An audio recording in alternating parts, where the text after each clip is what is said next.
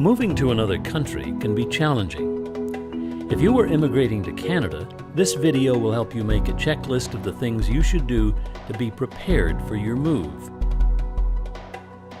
To start off, English and French are Canada's two official languages. Being able to speak in one of these languages is absolutely essential for day-to-day living.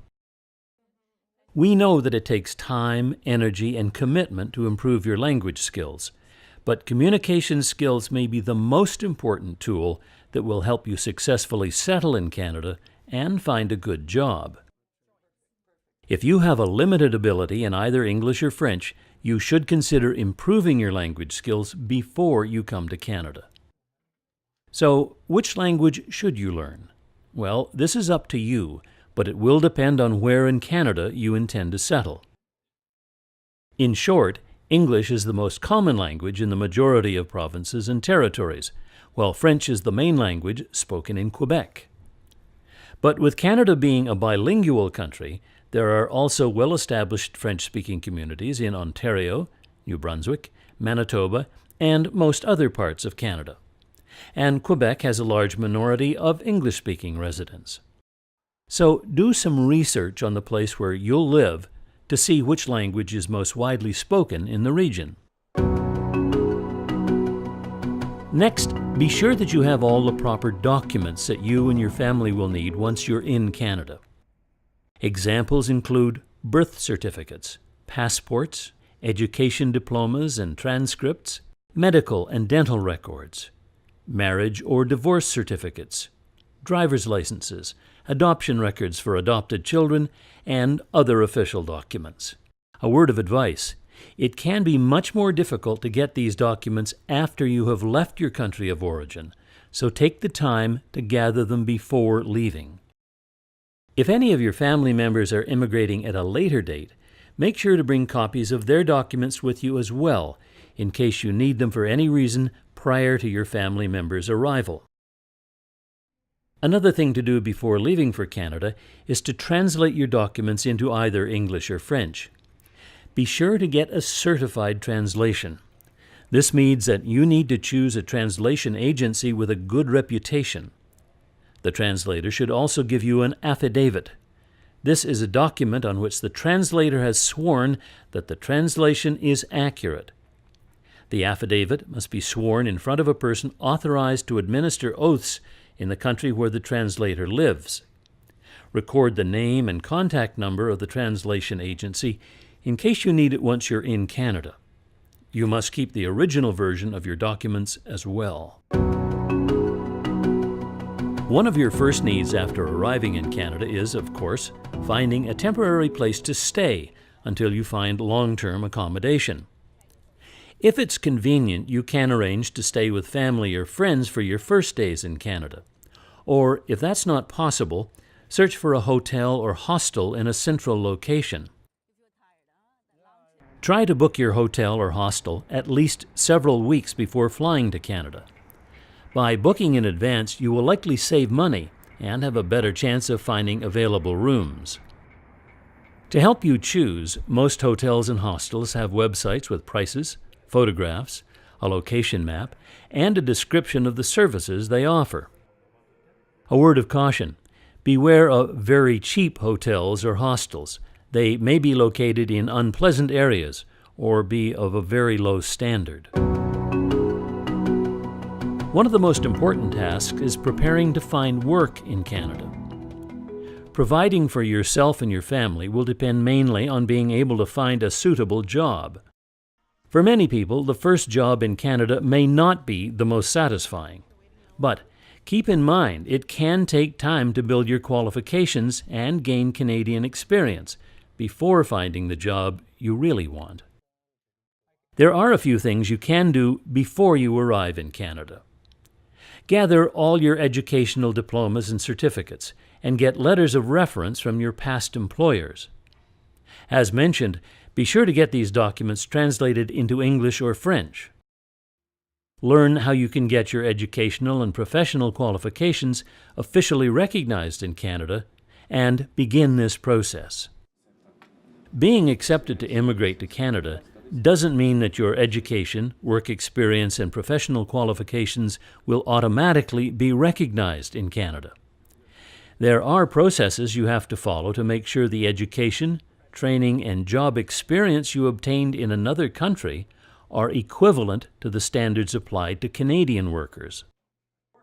The Foreign Credentials Referral Office can provide you with valuable information on how this process works. As part of this, find out if your profession is regulated or unregulated in Canada. Regulated occupations, in fields like healthcare, engineering, skilled trades, and others, have set standards for how the profession is practiced, and they require a certificate or license. Standards can be different across Canada. Most jobs in Canada are non-regulated occupations, which don't require a license or certificate. In these professions, requirements vary between employers, so always be ready to show you have the education or experience to do the job. Knowing which category your profession falls into will help you determine the requirements for your occupation in the province or territory where you'll live. Lastly, take some time to learn about searching and applying for jobs in Canada. There are many job search websites in Canada you can use, including the Working in Canada website. If you need to return to school or have school-aged children, do some research on the education system before coming to Canada. Throughout Canada, education is the responsibility of each province or territory, and the various English and French language school boards are publicly funded.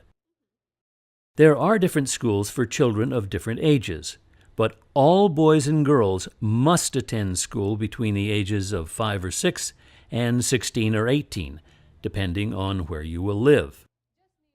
There may also be private or religious schools in the area where you'll settle, and the same rules apply, but these schools could be outside the public system. For the most part, the educational systems are similar across the country, but there are some differences between provinces and territories. For this reason, the ministries or departments of education in each province or territory are your main source of information on anything related to education.